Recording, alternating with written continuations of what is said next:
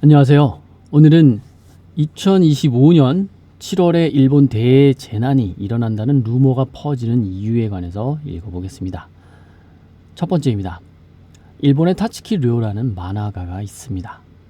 꿈을 꾸면 비슷한 상황이 얼마 후 현실로 일어나는 일들을 겪었고 1985년부터 꿈을 기록하기 시작합니다. 꿈을 꿔둔 이것을 기록한 꿈의 기록이라는 제목의 두꺼운 책 2권이 나오게 됩니다. 1999년 꿈의 기록의 내용을 토대로 내가 본 미래라는 만화책을 출간했는데 만화 표지에 과거에 발생한 사고들을 예시로 들었습니다. 만화 표지에 그린 나머지 사건들은 과거에 이미 발생한 것들이었는데 그중 하나가 미래의 예시였습니다. 99년 출간된 만화의 표지에 2011년 3월 대재해가 기록되어 있었던 것이죠. 2011년 3월 11일 동일본 대지진이 실제로 발생을 합니다.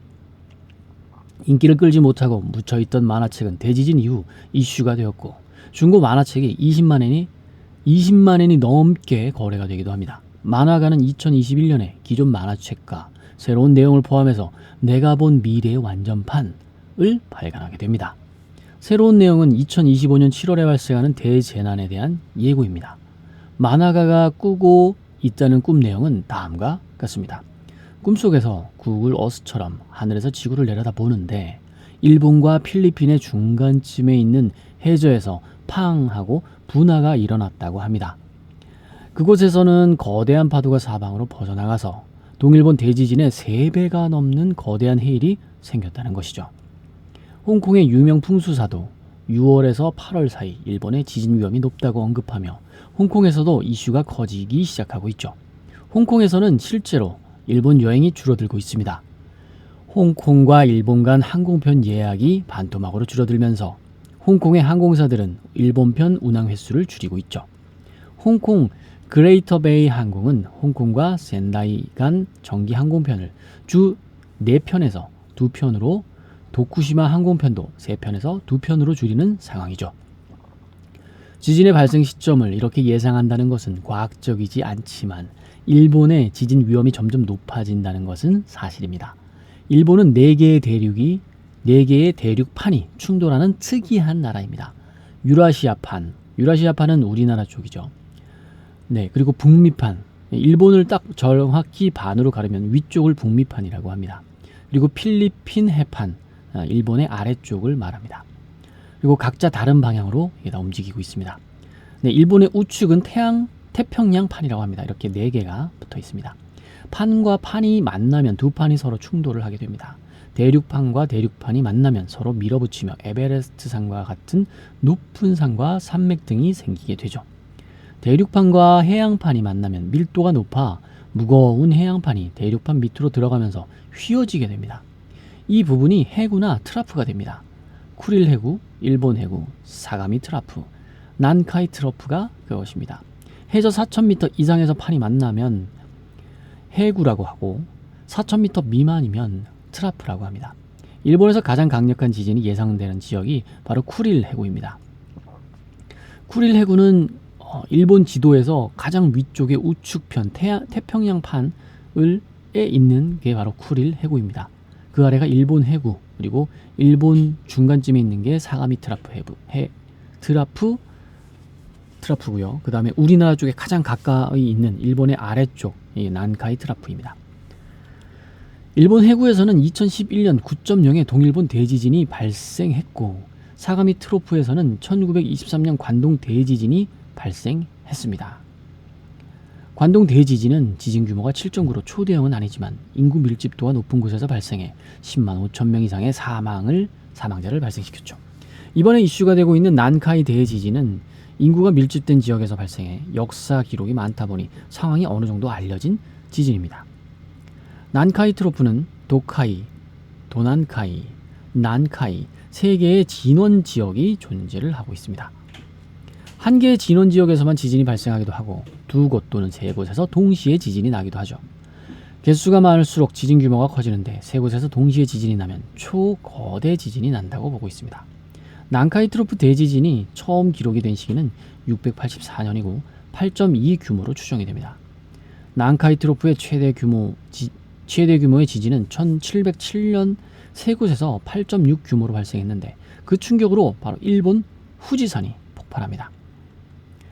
후지산은 앞면과 뒷면이 다른 산입니다. 앞면은 평탄하고 부드럽고 그런 모습을 보여줍니다. 하지만 화산이 폭발했던 후면은 분화구의 흔적이 확실하게 보이는 모습을 보이고 있죠.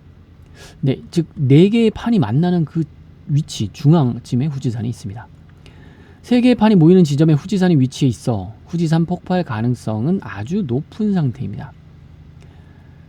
난카이 트로프의 대지진은 90년에서 150년 주기로 규칙적으로 발생하고 있습니다. 가장 최근에 발생한 난카이 트로프 지진은 1944년에 7.9 규모였고 지진 발생 후 82년이 지났습니다.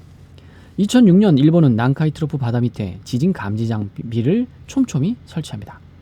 일본 지진조사위원회는 지진 감지 장비 등을 활용해서 매년 난카이 해곡의 지진 발생 확률을 발표하고 있습니다. 2024년 1월 기준으로 8.0 이상 초대형 지진이 발생할 확률은 20년에서 60%, 30년 내에 80%, 50년에 90% 이상이라고 합니다. 2024년 1월 1일 일본 이시카와현 스즈시 앞바다에 규모 7.6 지진이 일어납니다. 일본과 괴수 영화 고질라를 닮아 고질라 바위로 불렀던 바위가 수면 위로 올라왔고 콘크리트 항만 시설이 4m나 솟구쳐 올라옵니다. 해당 항만 시설만 솟아오른 것이 아니라 해안선을 따라서 90km에 이르는 해저 지형이 솟아오른 것이죠. 해저 지반이 4m나 솟아서 바다가 육지가 된 것은 일본 지진 관측 사상 처음 있는 일로 6,000년간 가장 큰 규모입니다. 2024년 8월 8일 16시 43분에 일본 쿠슈 지역에서 7.1 규모의 지진이 발생합니다. 일본 정부가 이 지진을 조사한 결과 연쇄작용으로 난카이 트로프 지진이 일어날 가능성이 크게 높아진 것을 발견하게 되었습니다. 3배 정도 확률이 높아졌다고 합니다. 일본 기상청이 난카이 대지진 경보를 만든 후 처음으로 난카이 거대 지진 주의 임시경보를 발령하게 된 이유죠. 일본 기상청은 쿠슈 지진에 연동된 거대 지진 발생 가능성이 높다고 시민들의 방제 대응을 요청하였습니다.